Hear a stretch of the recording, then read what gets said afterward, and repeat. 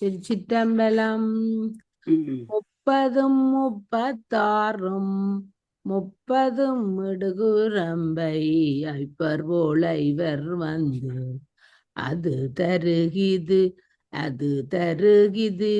விடன்று ஒப்பவே நெளியலுற்றால் உய்யுமாறறிய மாட்டேன் செப்பமேதிகளும் மேனி திருப்புகழூர நீரே. நல்ல ஒரு பாட்டு. திருப்புகழூர் படிக்க வேணும் அப்பற்ற. திருச்சிற்றம்பலம். நாங்க சைவ சித்தாந்தம் கூறும் சத்காரியவாதம் என்ற தலைப்புல ஒரு ஆய்வு சுருக்கமார் திருச்செல்வம் கிருஷாந்தினி உதவி விரிவுரையாளர் இந்து நாரியத்துறை எழுதியிருக்கிறார். நாங்கள் அதை சும்மா படிச்சு பார்ப்போம். ஆய்வு சுருக்கம். இந்திய மெய்யியலின் எல்லா கிளைகளிலுமே காரணகாரிய தொடர்பு ஒரு முக்கிய பங்கினை வகிக்கிறது. மெய்யியலாளர்கள் காரண தத்துவத்தை ஆய்வுக்கான ஒரு பிரதான தலையங்கமாக ஏற்றுக்கொள்கிறார்கள். இந்திய மெய்யியல் முறைமை ஒவ்வொன்றினதும் யதார்த்தம் பற்றி கருத்தியல் காரணகாரிய தொடர்பு கோட்பாட்டிலேயே தங்கியிருக்கிறது. காரண கொள்கை தொடர்பான மெய்யியலாய்வுகளில் எழுகின்ற அடிப்படையான மூலப்பிரச்சனைகளில் காரியம் காரணத்தில் ஏலவே உள்ளூர் அமைந்துள்ளதா அல்லவா உள்ளுரைந்துள்ளது அல்லவா உள்ளுரைந்துள்ளது அல்லவா என்ன என்ற பிரச்சனையே முதன்மையானது. இந்த மெய்யியல் முறைமைகளிடையே காரணகாரிய தொடர்புகள் சம்பந்தப்பட்ட 3 பிரதான கோட்பாடுகள் நிலவுகின்றன. அவையாவன சுபாவாதம், சத்காரியவாதம், அசத்காரியவாதம் என்னும் 3 ஆகும். சத்காரியவாதத்தை பற்றி என்ன 2 இருக்குது. முதல் சுபாவவாதம் என்றும் அசத்காரியவாதம் என்று 3 இருக்குது. அப்போ நாங்க சத்காரியவாதத்தை பற்றி தான் நாங்க படிக்கிறது. 3 ஆகும். சத்காரியவாதம் பரிணாமவாதம் விதத்தவாதம் எனவும், அசத்காரியவாதம் ஆரம்பவாதம் பிரதீட்சம் உட்பாதவாதம் எனவும் இருவகைப்படுகின்றன. இக்கோட்பாடுகளுள் சைவ சித்தாந்தம் சத்காரியவாதம் என்ற காரணகாரிய கொள்கையை ஏற்றுக்கொள்ளும் தத்துவமாகும். காரியம் என்பது காரணத்தால் உள்ளடங்காத புதியதொன்றல்ல. சடமாகிய சித்தாந்தங்களில் சடமாகிய காரணத்தில் அதன் இந்த வசனம் ஏலவே உள்ளடங்கி இருந்ததே காரியமாக வெளிப்படுகிறது என்பது சித்தாந்திகளின் துணிவு.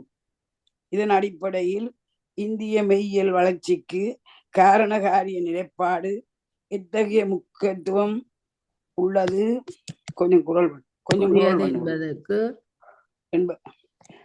முக்கியம் உடையது என்பதற்கு சைவ சித்தாந்தத்தின் முடிவாக கொள்ளப்படும் சைவ சித்தாந்தத்தில் சத்காரியவாதம் பற்றி நோக்குவதாக இக்கட்டுரை அமைகிறது. தரவு சொற்கள் சைவ சித்தாந்தம், இந்திய மெல்லியல், சத்காரியவாதம், காரணகாரியவாதம். திறவு சொல்லலாம். ஒரு காரியங்கள் ஒரு விஷயத்தின் அடக்கத்தை கொள்றதுதான் திறவு சொற்கள் என்று சொல்றது. சைவ சித்தாந்தத்துல இருக்கு. அப்படி ஒவ்வொன்றுக்குள்ளே வேற நான் படிக்கிறேன். அறிமுகம். இந்திய மெய்யியலின் எல்லா கிளைகளிலுமே காரணகாரிய தொடர்பு ஒரு முக்கிய பங்கினை வகிக்கிறது. மெய்யியலாளர்கள் காரணத்துவத்தை ஆய்வுகளுக்கான ஒரு பிரதான தலையங்கமாக ஏற்றுக்கொள்கிறார்கள். இந்திய மெய்யியல் முறைமையை ஒவ்வொன்றினதும் யதார்த்தம் பற்றிய கருத்தியல் காரணகாரிய தொடர்பு கோட்பாட்டிலேயே தங்கியிருக்கிறது. மகேஷ் சந்திர பாரதிய கூறுகின்ற காரணத்தின் முக்கியத்துவம் இருவகையானதாக அமைகின்றது. ஒன்று பௌதிக அதீதவியல் அடிப்படையிலானது, மற்றது இயல்பியல் அடிப்படையிலானது. யதார்த்தம் என்ற கருத்தியலோடு தொடர்பு பற்றிருப்பதாலேயே அது பௌதிக அதீதவியல் அடிப்படையில் முக்கியத்துவம் பெறுகிறது. ஒரு பொருள் மற்றொன்றாக மாற்றம் அடைகிறது. இந்த மாற்றமானது ஒரு விழிப்பான சக்தியின் செயற்பாட்டினாலே ஏற்படுகிறது. ஆரம்பத்தில் காட்சி பொருள் உண்மையை நிரூபிக்கும் தொடக்க நிலையிலே காரணகாரியவாதத்தின் முகுழ்ப்பு நிகழ்கிறது. முதலில் பிரபஞ்சம் பற்றிய அதன் உண்மைத்துவம் இன்மைத்துவ நிலைப்பாட்டில் காரணகாரிய முறையில் பொருள் முடிவுகளாக விளங்கிய தத்துவ மரபுகளாக இந்த மெய்யியல் சிந்தனை மரபுகள் விளங்குகின்றன. இந்த பொருட்காட்சி உண்மைத்துவம் பற்றிய தொடர்பை அடிப்படையாக கொண்டே தத்துவத்தின் ஏனைய உட்பொருளின் இன்மைத்துவம் தோற்றப்பாடு பற்றிய இந்து தத்துவ புலத்திலும் காரணகாரியவாதம் செல்வாக்கு பெறுகிறது. காரண கொள்கை தொடர்பாக மெய்யியலாய்வுகளில் எழுகின்ற அடிப்படையான மூல பிரச்சனைகளில் காரணத்தில் ஏலவே உறைந்துள்ளதா? அதாவது ஒரு குடம் ஒரு காரிய பொருள், அந்த குடம் செய்யறதுக்கு என்ன வேணும்? மண். அப்ப அந்த மண் தான் காரணம். அதுதான் அவ ஏலவே மூல பிரச்சனை காரியமாகிய குடம் காரணத்தில் ஏலவே உள்ளுறைந்துள்ளதா அல்லவா என்ற பிரச்சனையே முதன்மை. இந்து மெய்யியல் முறைமைகளிடையே காரண காரிய தொடர்புகள் சம்பந்தப்பட்ட 3 பிரதான கோட்பாடுகள் நிலவுகின்றன. அவையாவன சுபாவவாதம், சத்காரியவாதம், அசத்காரியவாதம் என 3. சத்காரியவாதம் பரிணாமவாதம், விவர்த்தவாதம் எனவும், அசத்காரியவாதம் ஆரம்பவாதம், சமுத்பாதவாதம் எனவும் இருவகைப்படும். இக்கோட்பாடுகளில் சைவ சித்தாந்த காரியம் காரணத்தில் ஏலவே உள்ளடங்கி உள்ளது இல்லதாகாது என்ற அடிப்படையில் சத்காரியவாதத்தை ஏற்றுக்கொள்கிறது. படிங்க. சைவ சித்தாந்தத்தின் சத்காரியவாத அடிப்படைகள். உலகின் தோற்ற ஒடுக்கத்திற்கு நிமித்த காரணமாய் பரம்பொருள் எடுத்தாளப்படுகின்ற வேளை சைவ சித்தாந்தம் காரணகாரிய தத்துவத்திற்கு முதன்மை அளிப்பது காணலாம். ஒவ்வொரு விளைவும் ஏதோ ஒரு காரணத்தை அடிப்படையாக கொண்டே அமைகிறது. உலக தோற்றம் ஒடுக்கங்களுக்கும் உலக காரியங்களுக்கும் ஒரு காரணன் இருக்க வேண்டியது இன்றியமையதாகின்றது. இப்பொருளிலிருந்து எப்பொருளும் எழுதல் சாத்தியமாகாது. ஒரு பொருளே காரணமாதல் வேண்டும் என சித்தாந்தம் வலியுறுத்தி நிற்கின்றது. இவ்வகையில் சைவ சித்தாந்தம் அந்த கடவுள் இருக்கிறாருன்றதான் சொல்லினோம். கடவுள் இல்லாம ஒன்றும் நடக்காது. கடவுள் இருக்கிறான் அந்த வேத சித்தாந்தம் சொல்லு. உட்பொருளே காரணமாதலால் வேண்டும் என சித்தாந்தம் வலியுறுத்தி இருக்கிறது. இவ்வகையில் சைவ சித்தாந்தம் விளங்கும் காரணகாரிய தத்துவமானது சத்காரியவாதம் எனப்படுகிறது. உள்ளதே தோன்றும், இல்லாதது வராது. அதான் அந்த படிச்ச நேற்று. உள்ளதே தோன்றும், உள்ளதுதான், ஒன்றும் வர போறது இல்லை. அது மாதிரி சிவபெருமான் ஆதி அந்தம் இல்லாதவர் உண்மை பொருள், வேறு ஒன்றும் இது வராது எனினும் அடிப்படையே சத்காரியவாதத்தை எடுத்து ஆள்கிறது. இவ்வகையில் உலக படைப்பு என்பதற்கு பதிலாக ஒன்றை படைப்பது என்பது அல்ல. படைத்தல் அழித்தல் என்பது சங்கற்ப மாத்திரையில் நிமித்த காரணனான இறைவனின் அவ்வியக்க நிலையில் இருந்ததை தோற்றி பின் ஒடுக்குவான் என விளக்கம் முழுவதாகிறது. இறைவன் உலகினை படைக்கும் போது மாயை முதற்காரணமாகவும் சிவசக்தி துணைக்காரணமாகவும் முதல்வன் நிமித்த காரணமாகவும் அமைகின்றன. பானையை கொண்டு அதனை படைத்த உயவன் ஒருவன் உளன் என அறிவது போல, அதான் அந்த உதாரணம், அறிவது போல உலகு வழி முதல்வனின் இரும்பு ஆதாரப்படுத்தப்படுகிறது.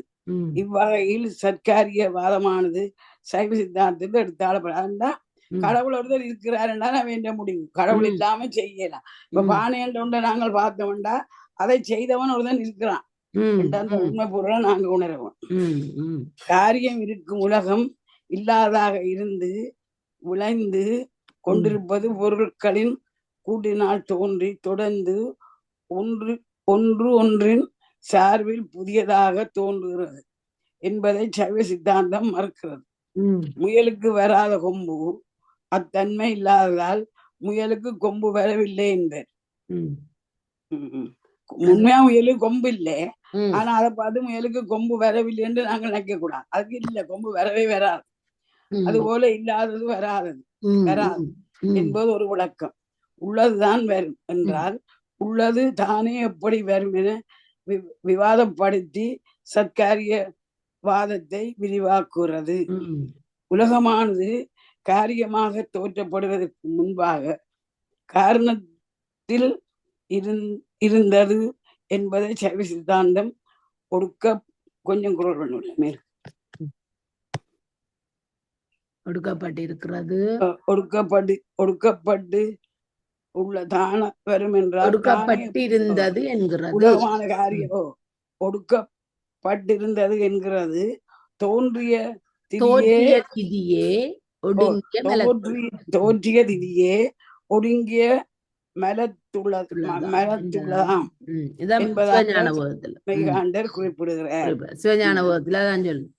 மண்ணை தோண்டி நீரை வெளிப்படுத்தும் காரியம், களிமண்ணிலிருந்து குடத்தை உண்டாக்கும் காரியம், இரண்டின் செயல்களுக்கும் உள்ளதே தோன்றும் நிலையில் சத்காரியவாதத்தை சைவ சித்தாந்தம் ஏற்றுக்கொண்டுள்ளது. மண் முதலிய காரணங்கள் என்றும் குடம் முதலிய காரியங்கள் தோன்றுவதற்கு முன்னேயும் அவை சத்தம் காரியங்களில் உள்ளன என்பதற்கு பிரமாணம் யாதும் இல்லை என்பது ஆராயாமல் கூறும் கூற்றேயாகும்.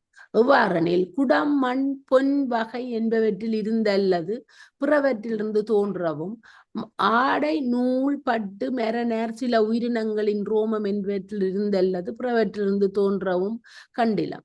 அதற்கு காரணம் யாது? எந்த காரியங்களில் எந்தெந்த காரணத்தில் உள்ளனவோ அந்த காரணத்தில் நின்றல்லது பிறவற்றிலிருந்து தோன்றாது. என்ன நீ இப்ப குடிய மண்ணிலிருந்து செய்யலுமே இல்லை. அத மாதிரி ஒரு தண்ணி குடத்தை சீலையில செய்யலுமே இல்லை. அதைத்தானே சொல்றேன். அந்த காரணத்தில் நின்ற பிறவற்றிலிருந்து தோன்றாது. என நியதி அதற்கு காரணம். அந்நியதி இல்லாவிடில் எந்த காரிய பொருளும் எந்த காரண பொருள் நின்றும் தோன்றலாம் என்று ஆகிவிடும். அவ்வாறு தோன்றாமையால் எந்த காரியம் எந்த காரணத்தில் உள்ளதோ அந்த காரியம் அந்தந்த காரணத்தினின்றே தோன்றும், வேறு காரணத்தினின்றும் தோன்றாது என்ற மேற்கோள் உரையானது உள்ளது தான் தோன்றும், இல்லாதது தோன்றாது என்பதை தெளிவுறுத்துகிறது. இவற்றை உணர்ந்தவாறு காரணம் காரியம் என்ற இரண்டுக்கும் ஒரு ஒற்றுமை எவ்விடத்தும் உள்ளதாயிருக்கும். ஒரு காரணத்தினின்றும் அதனோடு சிறிதும் ஒற்றுமையின்றி முற்றிலும் வேறுபட்ட காரியம் தோன்றாது. அதாவது மண்ணிலிருந்து குடம் தோன்றுமன்றி ஆடை தோன்றாது, நூலினின்று ஆடை தோன்றுமன்றி குடம் தோன்றாது என தொகுத்துரைத்தனர். சர்க்காரியவாதமானது பொருள் மாற்ற நிலையிலும் உறுதியாவதை பின்வருமாறு விளக்குவர். சர்க்காரியவாதத்தில் பொருள்கள் தோன்றுதல் என்பது இயல்பாகவே நுட்ப நிலையில் புலனாகாதிருந்தவை பின்பு பருநிலை அடைந்து புலனாதலே என்பது விளங்குதலால் பொருள்கள் அழிதல் என்பதும், பருநிலையில் புலனாகி நின்றவை அந்நிலையில் நீங்கி நுண்ணிலையை அடைந்து முன்போலாய் புலனாகாதது போதலே என்பது விளங்கும். அதனால் இல்லது வராது, உள்ளது போகாது என்பதே சர்க்காரியவாதம். புலனாகின்ற நுண்ணிலையே காரண நிலை என்றும் புலனாகின்ற பருநிலையே காரிய நிலை என்றும் சொல்லப்படுகின்றன. இனி நீங்கள் படிக்க காரணத்து நல்ல விஷயம். காரணத்தில் காரியம், காரியமாக உள்ள பொருள்கள் காரணத்திலிருந்து வேறுபடாதவை என்ற உண்மையை சைவ சித்தாந்தம் ஏற்கிறது. ஆனால் காரியமானது காரணத்தில் உள்ளதாம் தன்மையை கொண்டிருப்பதை விளக்குவதன் மூலமே காரண காரிய ஒழுங்கு தெளிவுபடும் என்பதை சைவ சித்தாந்தம் விளக்குறது. அது சரிதானே? காரியமே காரணம் இல்லாம ஒரு காரியம் நடக்காதானே. நாங்கள் ஒரு அலுவலை செய்யணும்னு நினைச்சாத்தானே அதை போய் செய்வோம். தோற்றமானது ஒன்று ஒன்றின் தோற்றுவதாக அமைவது, உள்ளதாக இருக்கின்றது பின் இல்லாமல் போகிறது. இது பொருட்களின் நடைமுறை. மரத்திலிருந்து விதையிலிருந்து இது நேற்று படிச்சினாங்க. மரத்திலிருந்து விதையும் நேற்று படிச்சினாங்க. விதையிலிருந்து மரமும் இம்மரத்திலிருந்து விதையும் என ஒன்றில் ஒன்று தோன்றி உள்ளதாகிறது. மரத்திலிருந்து விதை வந்ததோ விதையில இருந்து மரம் வந்ததோ உண்டதான் அந்த கருத்து அப்படியே தொடர்ச்சியா போகுது. இம்மரத்திலிருந்து விதையும் என ஒன்றில் தோன்றி உள்ளதாகின்றது. களிமண்ணும் ஒன்றில் காரியம்தான். களிமண்ணின் காரியம் தான் குடம். அந்த அதை மண்ணா இருந்தா ஒன்றும் இல்லை, அதை செய்தபடி அந்த காரியம்தான் செய்கிறார்கள். செய்தபடியா அது குடமாக தோன்றும். இப்படி தொடரும் காரிய தொடர்ச்சி தான் ஒன்று ஒன்றின் தோன்றி உள்ளதான நிலை என்கிறார் மெய்கண்டார். உளதானது ஒன்றாக இருக்க இடதானது எப்படி போகிறது என்றால் வெற்றியின்மையின் உண்டு என்பது முடிவு. அது வெற்றிக் கொள்வதாக இருக்கின்ற தன்மை என்பதாகும். அதில் பொருள் அருவ மூலம் உண்டு என்கின்றார் மெய்கண்டர். பூதாதி இரு முதலும் துணையாக பேதமாக திதியாரும் வெற்றிமையின் ஓராதோர் ஒன்றொன்றில் தோன்றி உளதால் இறக்கண்டு அன்னன்றும் உண்டென்ன ஆய்ந்து. பிரபஞ்சத்தில் நிலம் தொடங்கியுள்ள எல்லாமே அறிவுடனும் அழிவுடனும் தொடக்கத்துடனும் தொடர்பு கொண்டனவாக இருப்பதாக உள்ளன. இவ்வகையில் காரியத்துக்கான தொடக்க நிலையை ஒடுக்கும் நிலைதான் தலைமை உடையது. அதை எந்த காரியமும் நிகழ்த்தி கொள்ளாது. ஒன்று காரியமாகி அது ஒன்றின் காரணமாகிவிடும். காரண தொடர்ச்சி காட்சி பொருள் உண்மையானது. ஆனால் காரிய நிலையின் இல்லாத தன்மையான பொருளில் அருவத்தன்மை ஆராய்ச்சி இணையும் போது தொடக்கம் அல்லது தோற்றம் என்பது காரியத்தை காரணத்தில் உள்ளதான நிலையிலிருந்து தொடங்குவது என்பதாகும். எனவே காரணம் என்ற சொல்லின் எல்லா காரியத்தையும் இணைத்து உண்மையில் சொல்ல வேண்டுமானால் அதை சங்கரா காரணம் என்று கூற வேண்டும் என்பது சைவ சித்தாந்தம். காரிய முழுமையை காரண நிலையில் ஒடுக்கி வைத்த நிலையாகும். அதை சுட்டி அறியப்படுவதாவன அறிவற்ற சடப்பொருளும் செய்யாது, சடப்பொருளை சார்ந்து அறிவதான ஆன்மாவும் செய்யாது. எனவே சங்கார காரணம் என்ற செயலை செய்வது சங்கார காரணம் எனப்படும் பொருள். அது நிமித்த காரணமாக இருந்து அதனை செய்கிறது என்பது சைவ சித்தாந்தம். அதுதான் வேறுமா. புறக்காட்சி பொருள் உண்மை. சிவஞான போதத்தில் தொடக்கப்படும் முதல் ஆராய்ச்சியானது உலகை பார்ப்பதும் அது பற்றி முடிவெடுப்பதுமான ஆராய்ச்சி. அதுவே புறக்காட்சி உண்மை பற்றிய ஆய்வாக சைவ சித்தாந்தம் அமைக்கிறது. ஈண்டு உளதாய் ஒருவனோடு ஒருத்தி ஒன்றென்று சுட்டப்பட்ட பிரபஞ்சம் உற்பத்தி திதி நாசமுடைத்து என்றது. இம்மேற்கோள் பிரபஞ்சம் பற்றிய முடிவை தருவது. இதில் உலகத்தை பற்றிய ஆய்வில் முதல் முடிவாக அமைவது உலகம் சுட்டப்படுவது என்பதா. சுட்டி அறியப்படுவதாக இருப்பது உலகம். உலகத்தை அறிவதென்பது இன்னது என்று சொல்லுவதாகும். இன்னது என்று சொல்லுவதற்கு அறிவு வழிகளில் காட்சி, கருதல், நூல் ஆகிய 3 வழிகளை சைவம் ஏற்றுக்கொள்கிறது. இது என்று சுட்டப்படும் உண்மைக்குரிய உலகமானது சுட்டப்படும் தன்மையில் மூவகைப்படுகிறது. அவன் அவள் அது எனும் வினமையிலாக எடுத்து காட்டினார் மெய்கண்டார். அவன் அவள் அது என்று உலகப் பொருள்களை மூவகை தொகுதியாக சுற்றியது அவயவ பகுப்பு முறை. அவயவம் என்பது உறுப்பு. அவயவம் என்பது உறுப்புகளுடனான உறுப்பு அல்லது உறுப்பிணைப்புகளின் உறுப்பிணைப்பு என்ற பொருளை உடையது.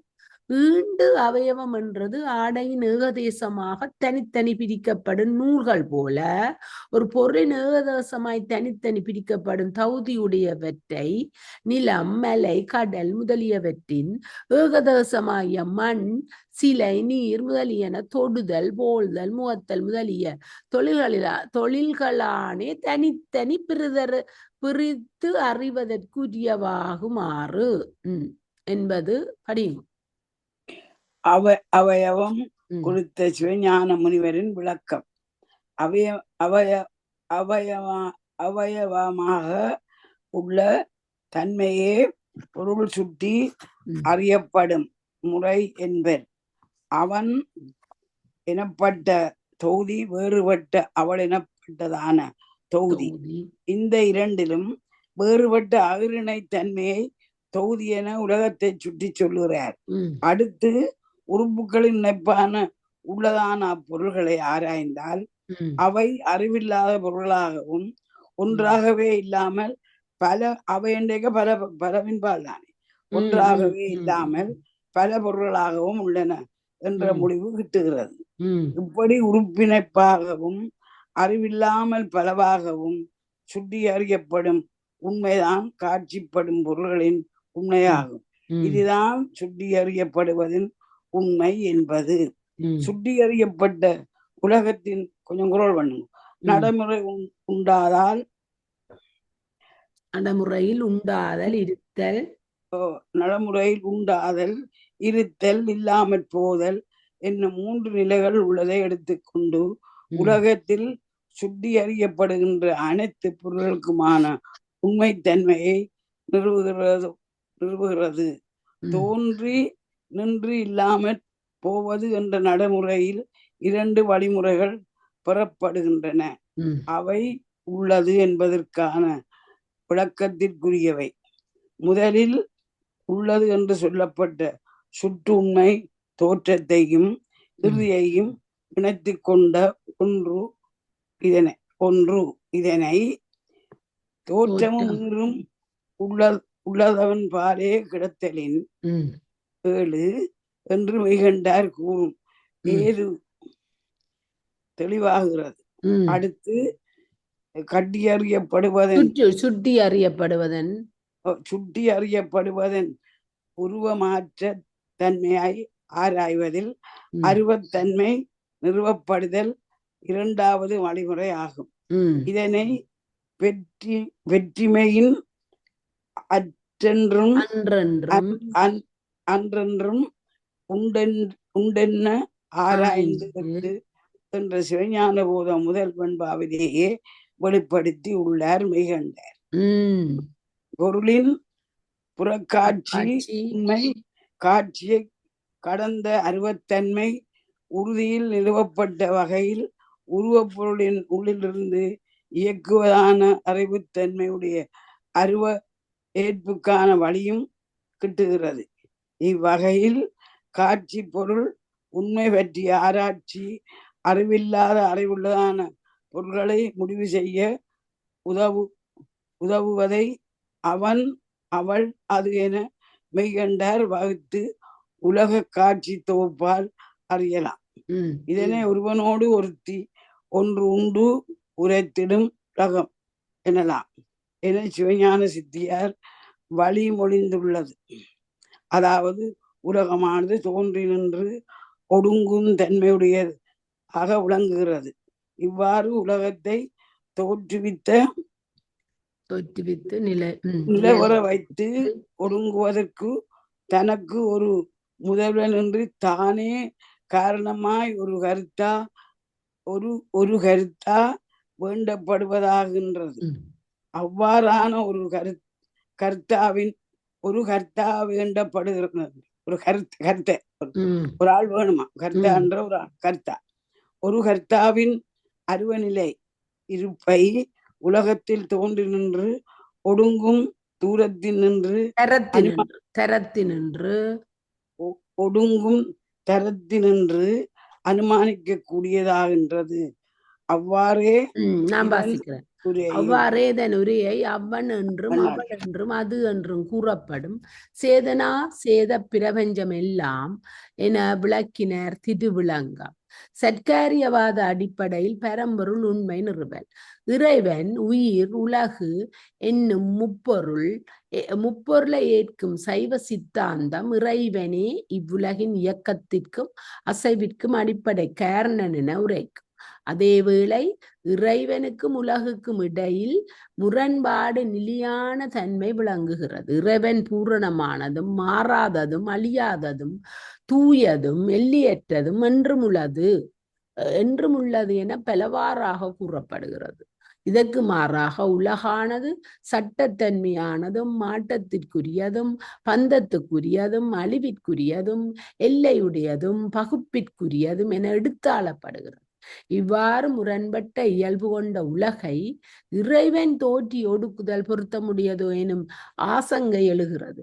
மேலும் இறைவன் சித்து பொருள் மாற்றமுறாதது அழியாதது பகுப்பிற்கு அப்பாற்பட்டது என பலவாறாக அறிகிறோம். மேலும் சச்சிதானந்தம் என வர்ணிக்கப்படுகிறது. அவ்வாறன்றி உலகம் சடப்பொருள் அசத்து பொருள் என எடுத்தாளப்படும். எனவே சித்திலிருந்து சடம் தோன்றுகிறது என்பது தர்க்க ரீதியில் பொருத்தமற்றதாகின்றது. அதேவேளை இறைவனை விடுத்து சடம் தன்னில் உருவாகு என்பதோ அல்லது வேறு வகையில் தோன்றுவது என்பதோ சிக்கலுக்குரியதாதால் அதுவும் சாத்தியம் இல்லை. இந்நிலையில் மாயை காரணமாக காரியமாகிய பிரபஞ்சம் தோன்றி மறைதல் இடம்பெறும் என விளக்குவர். இதனை அருணந்தி சுவாச்சாரியார் தோற்றமின் நிலையும் ஈறும் மாயின் தொழில் என்றோ சாற்றிடும் உலகம் எனவும் விமலுக்கோர் சக்தியாயன் புவன போகத் தனுகரணமும் உயிர்காய் வைத்த ஒரு மலமாயை எனவும் கூறி விளக்குகிறார். அதை படியுங்க. மாயை உலகிற்கு காரணமாய் அமைகின்றது. இக்காரணத்தை சித்தாந்தம் முதற்காரணம், துணைக்காரணம், நிமித்த காரணம் என மூன்றாய் விளங்குகின்றது. அவற்றுள் மாயை முதற்காரணம், சிவசக்தி துணைக்காரணம், சிவன் நிமித்த காரணம் ஆகும். என்ன மாயை உலகிற்கு காரணமாய் அமைகிறது. மாயைதான் காரணம். அதுல 3 காரணம். முதற்காரணம் மாயா, இரண்டாவது சிவசக்தியான் துணை காரணம், சிவன் தான் நிமித்த காரணம். இதனை சிவனாசித்தியார் வழிமொழிந்தவராக காரிய காரணங்கள் முதருணை நிமித்தம் கண்டோம். முதருணை காரிய காரணங்கள் முதருணை. அது நல்ல ஒரு வீடுங்களுக்கு என்னும் பாடலின் அது ஒரு பாட்டு விளக்குகிறார். இக்குடத்தை குயவன் மண்ணை கொண்டும் திரிகை முதலானவற்றை துணையாக கொண்டும், அந்த அச்சு சுத்தராஜ்யத்தான் திரி என்ற கொண்டும் வளைவது போல உலகத்தை சிவன் மாயை கொண்டும் தனது சக்தியை திரிகை போல துணையை கொண்டும் தோற்றுவிப்பான் என்பதை எடுத்தாள்கிறார். இந்நிலையில் சடமான மாயவழி சடத்தன்மை கொண்ட உலகு தோன்றுவது முரண்பட்டதாகின்றது. இறைவன் சடக்காரணன் அல்ல, இறைவன் தான் நிமித்த காரணன் ஆகின்றான். மாயானது தன்னில் உலகை படைப்பதாகாது, கடவுளின் ஆணைப்படியே செயலாற்றுகிறது. பானையை கொண்டு அதனை படைத்த உயவன் ஒருவன் உளன் என அறிவது போல உலகு வழி பரம்பொருள் உண்மையை ஆதாரப்படுத்துகிறது. நேரடி பிரத்யட்சத்திற்கு உள்ளாகும் உண்மை தன்மையை சித்தாந்திகள் ஏற்பர். உலகு அசித்தாய் சடமாய் அமைகிறது. சடத்தினை சட சம்பந்தமான மாயை முதற்காரணமாய் அமைய தோன்றுகிறது. சடமானது சிந்தித்து செயலாற்றின் தன்மையற்றது. சடம்னு சொல்றது சடமன். சிவன் நிமித்த காரணமாய் சக்தியின் துணையோடு பிரபஞ்ச தோற்றம் ஒடுக்க நிலைப்பேற்றிற்கு காரணமாகின்றது. மேலும் காரிய பிரபஞ்சம் தனுகரண உவன போகங்கள் அவை சடம் என்பது தெளிவாகலின் அவற்றுள் யாதொன்றையும் உலகிற்கு நிமித்த காரணம் என கூற வழியில்லை. சேதன பிரபஞ்சம் உயிர்கள் அவை அறிவுடையாயினும் மரத்தாற் கட்டுண்ட அறிவின்றி நிற்றலும் சுற்றனுடைய ஆதலும் உடைமையின் அவையும் உலகிற்கு நிமித்த காரணம் ஆமாறில்லை. ஆகவே உலகிற்கு நிமித்த காரணன் ஆவான் மேற்கூறிய இருவகை பிரபஞ்சங்களிலும் வேறானவன் என்பது புறப்பட்டது.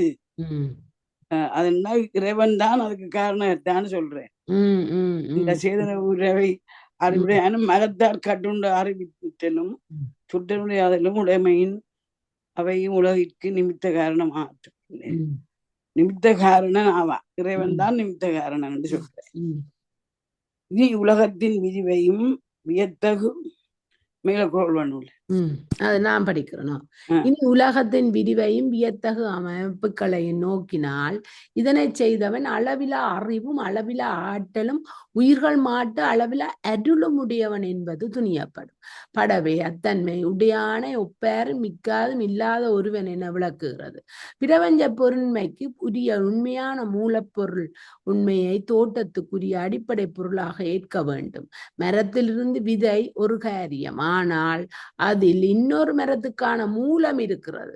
அது அந்த மரத்தின் ஒடுங்கிய தன்மை. இந்த ஒடுங்கிய தன்மை மரத்தால் அமைந்தது. ஆனால் மரமே செய்கிறது என்று சொல்ல முடியாது.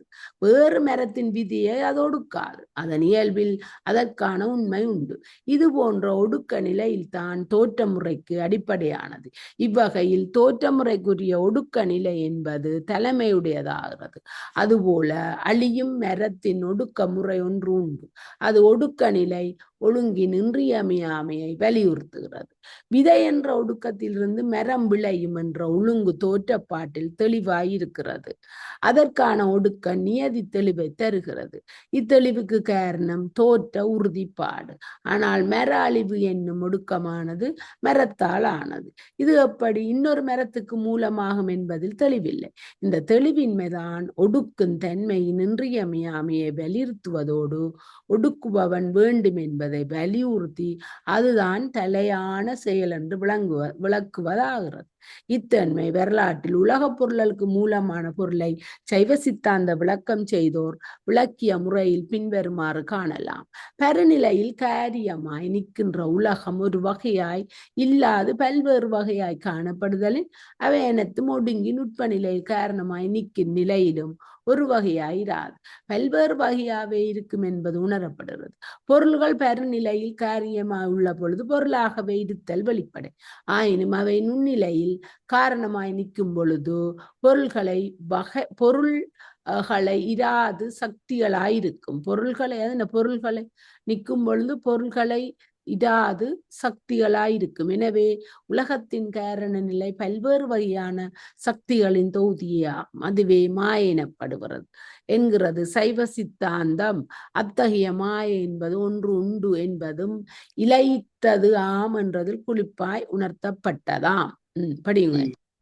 எப்பொழுதும் ஒரு நிலையிலே நில்லாது சூக்கும நிலையை அடைதலும் பின்பு அந்நிலை நின்று நீங்கி தூல நிலையை அடைதலும் ஆகிய நிலை வேறுபாட்டினை உடைய பொருள்கள் சூக்குமமாகிய சக்தி வடிவாய் உள்ள பொழுதே காரணம் என்னும் நிலையுடையதாகி நிலையையும் தூலமாகிய பொருள் வடிவாய் உள்ள பொழுதே காரியம் என்னும் நிலையையும் உடையனவாம் என்பது அறியத்தக்கது. இது சிவஞான முனிவர் விளக்கத்தின் உரை. உண்மையான பதிவுகளற்ற ஆற்றல் வடிவமான மூலப்பொருளிலிருந்து களிமண்ணிலிருந்து குடத்தை நேரே உண்டாக்குவது போல உண்டாகவில்லை. முன்னதாக காரியங்கள் சுக்குவமாக ஒடுக்கப்பட்டிருந்து அதன் மூலம் காரியங்கள் ஒன்றின் தோன்றி உள்ளதாய் அழிகின்றன என்று கூறும். காரியங்கள் தொடர்ந்து புதிதாகவே அதனால அந்த மண்ணில் குடத்தை நேரே செய்யலாமாம். காரியங்கள் சூக்குமமாக கொடுக்கப்பட்டிருந்த அதன் மூலம் காரியங்கள் ஒன்றின் தோற்றின் உளதாய் அழிகின்றன என்று கூறுமா. அதன் காரியங்கள் தொடர்ந்து புதிதாகவோ அசத்காரியம் சார்புள்ள விளைவுகளாகவோ விரட்சிய சமுத்பாதம் தோன்றும் என்ற விளக்கங்களை எல்லாம் மாறுகின்ற வகையில் தொடக்கமாக உள்ளதே தோன்றும் இல்லாது வாராது என்னும் தற்காரியவாதத்தில் நின்று மறுக்கின்றது. பின்னர் நிமித்த காரணமான இறை உண்மையில் விரிவாக பேசுகிறது. பிரபஞ்ச தோற்றத்திற்கு முதற்காரணம் மாயை. சுட்டியறியப்படுகின்ற உலகமானது அறிவு இல்லாதது. அறிவு இல்லாத இந்த உலகத்திற்கு மூலப்பொருளும் அறிவு இல்லாததே. உள்ளதே தோன்றும் இல்லாதது வாராது என்றும் விளக்கத்தால் சுட்டியறியப்பட்ட உலகத்திற்கு அறிவு என்ற குணம் தன்னை நோக்கிய உண்மையில் என்றும் இல்லை என்பது சைவ சித்தாந்தத்தின் துணிவு. எனவே சுட்டப்பட்ட உலகத்தில் உண்மை சுட்டியறியப்படாத முதற் பொருண்மையில் நிறைவும் பெறுகிறது என்பதை சைவ சித்தாந்தம் விளக்குகிறது. காரண காரியங்களுக்கிடையே தன்னை வேற்றுமை காணப்படுவதில்லை. இரண்டும் ஒரு தன்மையாய் இருத்தலே இயல்பு. இதனை மண்குடம், இப்பொன் ஆபரணம் என்பனவற்றில் வைத்து காணலாம். அதனால காரண காரியங்களுக்கிடையே தம்மை வேறுமை காணப்படுவதில்லை. இரண்டும் ஒரு தன்மையா இருத்தலே இயல்பு. குடமா செய்யப்பட்டாலும் அது மண் தான், நகையா செய்யப்பட்டாலும் அது பவுன் தான், ஆபரணமா இருந்தாலும் அந்த இது இயல்பு பவுன் தான் என்பவற்றில் வைத்து காணலாம். பிரமம் சித்து உலகம் சடம் குரல்வன். சடத்திற்கு சடமே முதற் காரணமாய் இருத்தல் வேண்டுமன்றி சித்து முதற் காரணமாய் இருத்தல் இயலாது. நெல் விதைக்க அதன் என்றும் புதரும் வைக்கோலும் விளைகின்றன. மரத்தில் புற்றுருவி தோன்றுகிறது, சாணகத்திலிருந்து தேள் பிறக்கிறது, சிலந்தியினிடத்திலிருந்து நூல் தோன்றுகிறது. இவை போன்றவற்றின் காரணத்தின் தன்மைக்கு மாறாத தன்மை காரியங்களில் காணப்படுகின்றன. எனவே காரணத்தின் தன்மையே காரியத்துக்கும் உள்ளதாம் என்பது கட்டளை அன்று என தடை விதிக்கலாம். இங்கு எடுத்துக்காட்டிய இந்த எடுத்துக்காட்டுகளிலும் காரியத்தில் காணப்படும் தன்மைகள் காரணத்தின் தன்மைக்கு நேர்மாறானவை அல்ல. காரணத்தின் தன்மையோடு ஒரு விடை ஒத்த தன்மைகளே. சடம் சித்து என்பன அவ்வாறன்றி ஒன்றிற்கொன்று நேர்மாறானவை. ஆகவே சடமாகிய உலகத்திற்கு சித்தாகிய பிரமம் முதற்காரணமாகாது என முதற்காரண உண்மை அறிவு பொருளுக்கு அயலாக விளங்கப்படுகிறது. சிலந்தியின் வாயில் வரும் உமிழ்நீர் போன்ற உதாரணங்கள் சடகாரியங்களே. சிலந்தி உடம்பு ஒரு சடப்பொருள். இது போன்றவற்றில் காரியமாக விளைவனவற்றின் காரணத்தை தெளிவாக அறிந்து துணை காரியங்களை தெளிவாக பட்டியலிட வேண்டும். காரியத்துக்கான பல்வேறு காரணங்களை விளங்கிக் கொள்ளாமையும் காரியத்துடன் நிகழும் பல்வேறு காரியங்களை வேறு பிரித்தறியாமையும் காரியமே காரணமாக நின்று தோற்றுவிக்கும் பல்வேறு காரணங்களை அறியாமையும் காரண காரிய நேர்த்தொடர்பை உண்மையாக உணர முடியாமைக்கு காரணங்களாகின்றன.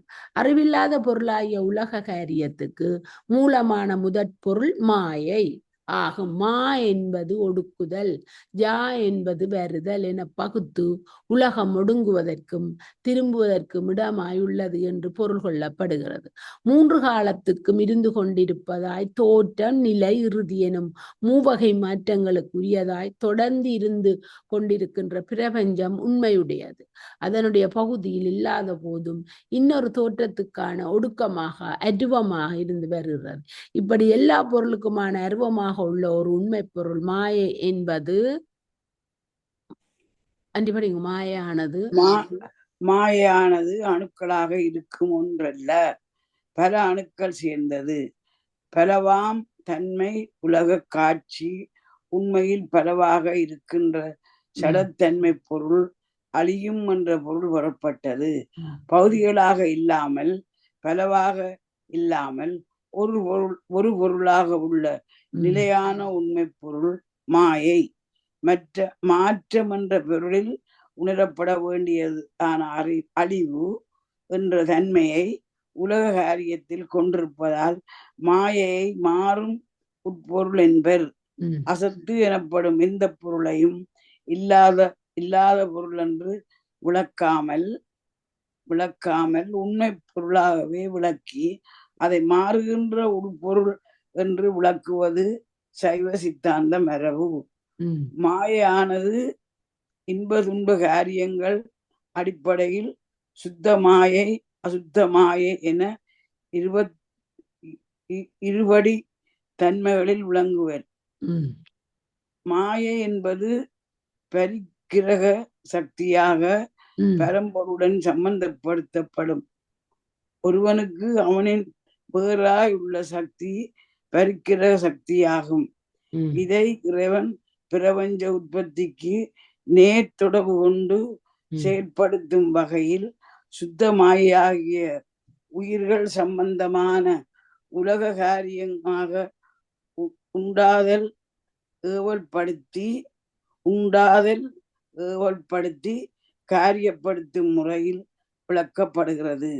ஒரே மாயையிலிருந்து பரம்பொருள் ஆற்றல்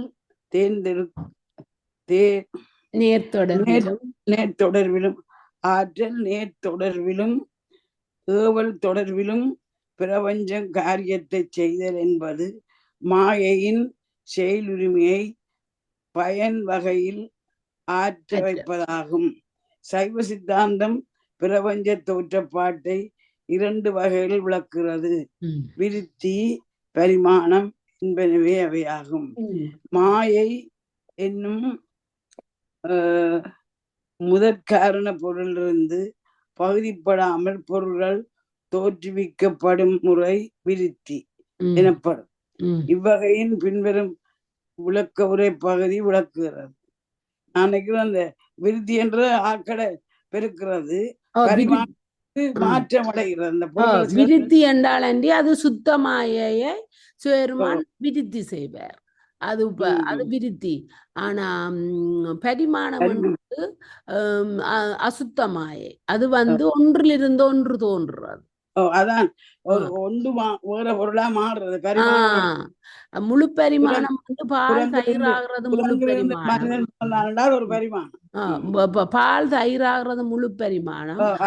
ஒரு நெய்யில புழு தோன்றி அந்த நெய்யை நாங்கள் தூக்கி எறிஞ்சு அந்த புழு தோன்றின இடத்தை தூக்கி எறிஞ்சு போட்டு மற்ற நெய்யை பாவிக்கலாம்.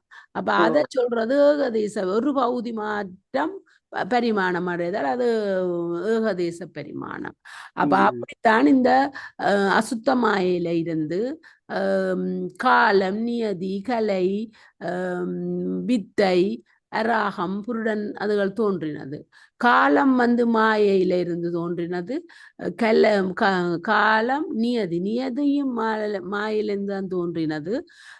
கலையும் மாயிலிருந்து தான் தோன்றினது. ஆனா வித்தை இந்த கலையில இருந்து தான் தோன்றினது. நேரடியா மாயில தோன்றின அறிவு வித்தையும் மற்றது இது என்ன அராகம் அதெல்லாம் இந்த கலையில இருந்து அப்படி ஆனா இந்த சுத்தமாயை சிவதத்துவங்கள் எல்லாம் அதை அவர் விருத்தி செய்தவர். அது ஒன்றிலிருந்து ஒன்று தோன்றே இல்லை, அதை விருத்தி அதுதான் இந்த விருத்தியாவது சுருங்கி நிற்பது விரிவடைதல். வாசிங்க மிச்சம் உங்களை விளங்கும். அது வாசிங்க. விருத்தியாவது சுருங்கி நிற்பது விரிவடைதல். படம், குடில், ஆதல் முதலியன இதற்கு எடுத்துக்காட்டாகும். படம் துணி, குடில் கூடாரம். இதற்கு வேற்றுமை பொருளின் சேர்க்கை இன்மையால் சுத்தமாயின் காரியம் எல்லாம் விருத்தியே ஆகும். சிவப்பிரகாசம் முதலியவற்றில் சிவத்தத்துவத்தின் சக்தி தத்துவமும், சக்தி தத்துவத்திலிருந்து சதாசிவ தத்துவமும், சதாசிவ தத்துவத்தில் ஈஸ்வர தத்துவமும், ஈஸ்வர தத்துவத்தில் சுத்த வித்தையும் தோன்றும் என்றது அவ்விருத்தி ரூபமாய் நின்ற சுத்தமாயே தோன்றும். எனினும் கருத்தாகலின் எனவே சுத்தமாயின் முதல் விருத்தி ஒரு பகுதியில் சிவதத்துவமாய் நின்று மற்றொரு பகுதி 2ஆம் விருத்தியாய் சக்தி தத்துவம் என நிற்கும். ஏனைய 3 தத்துவங்களும் இவ்வாறு என்பது விளங்கும். அடுத்து பரிமாண முறையில் பொருள் உற்பத்தியாவது பின்வருமாறு விளக்கப்படுகிறது.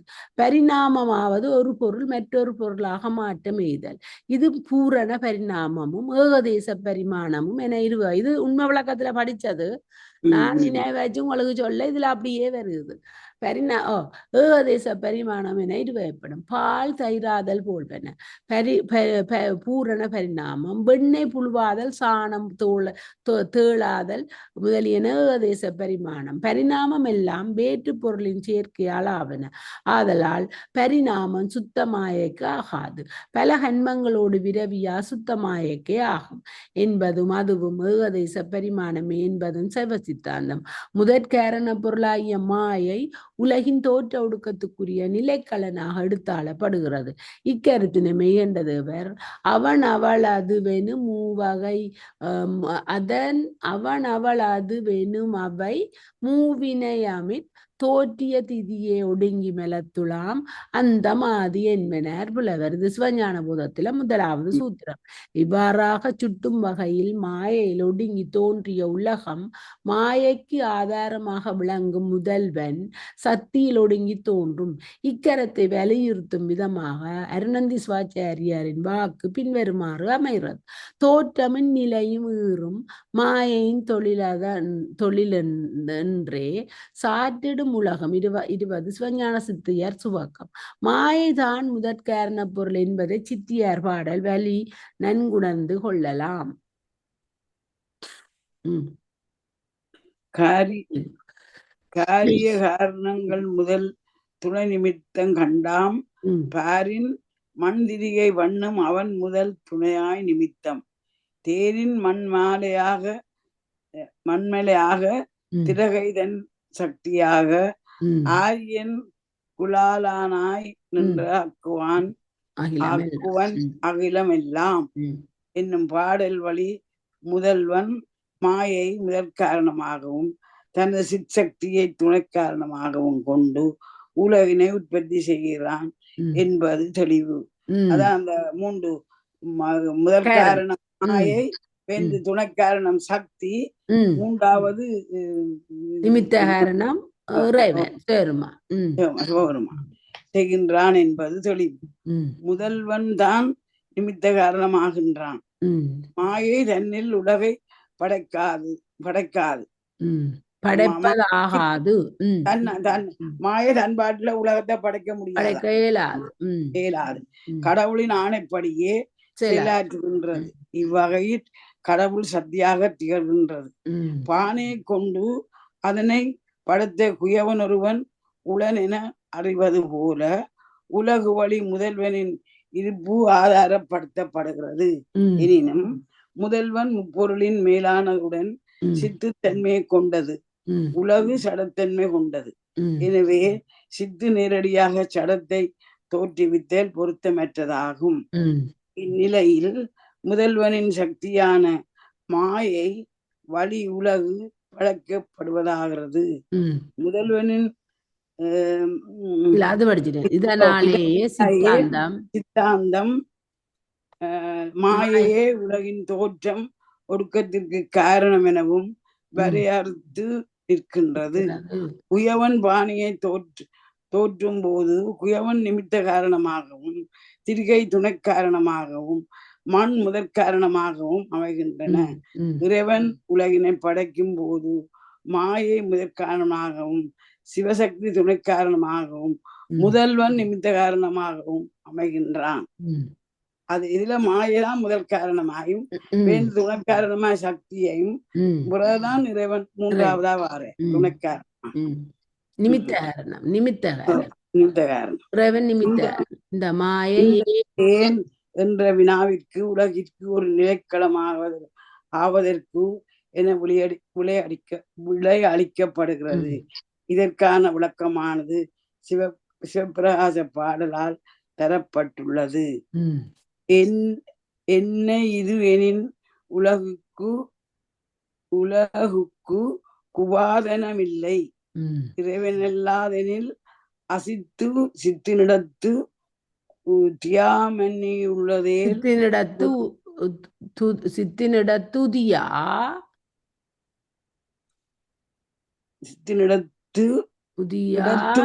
இடத்து சரி தியாமன்னி உளதே. தியாமன்னி தியாம சித்தினிடத்து என்று சரி. தியாண்டு வராது. சித்தினிடத்து தூவுக்குள்ள ஊனா இருக்குது. இல்ல சித்தினிடத்து அது சரி. அசித்து சித்தினிடத்து தியாமன்னி உளதேல் முதல்வன் என்னும் கொள் எனின் மாயி உதியாண்டு தான் வரும். உதியா மன்னி உளதேல் முதல்வனின் கொள்ளெனின் மாயைதான் அசித்திருவாய் மருவமாட்டாது.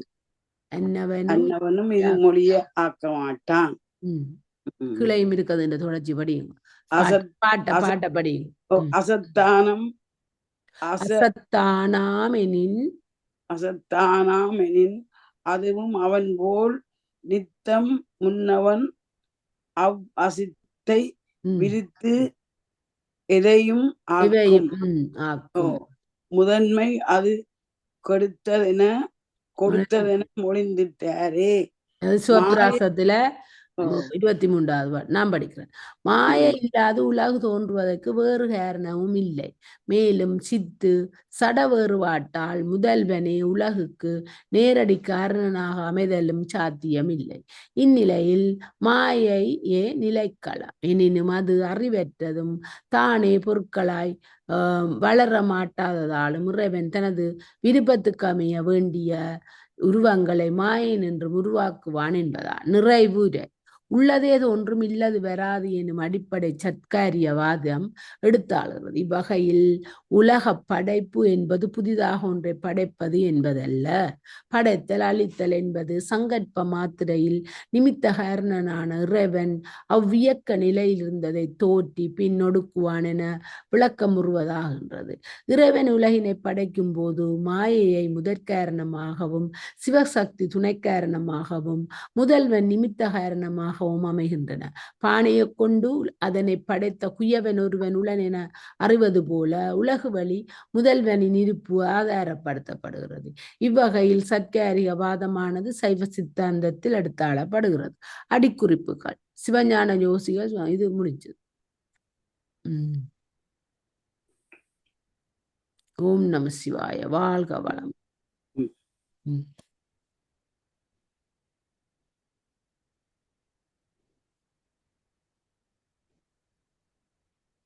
நல்ல விஷயம் படிச்சுக்கிறோம்.